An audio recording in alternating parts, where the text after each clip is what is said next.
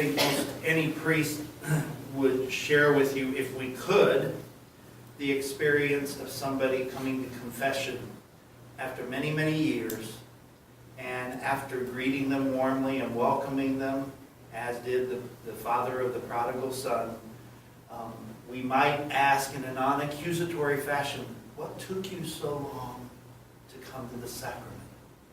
And invariably, it will be, I was so ashamed. I was so ashamed. I just couldn't speak it to anybody. So ashamed. In today's first reading, we have a beautiful little story of a community acknowledging that they have fallen short, that they are sinful. And then that very community acknowledging that they turn to a loving, forgiving, merciful God for forgiveness. And I think as we go about acknowledging our sinfulness, which we reflect upon a bit more intensely during this Lenten season, if you listen, and this is a theme I've been hearing this year more than ever, if you listen, we're constantly being reminded to look forward. Look forward to throw ourselves into the loving and merciful arms of a forgiving God, of a forgiving Father, and allow Him to touch us and to forgive us. But it doesn't stop there.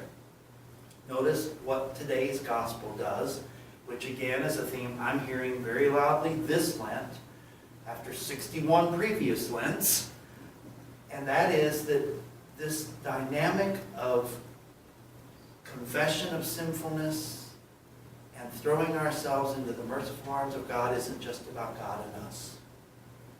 As we have been treated, so must we treat others.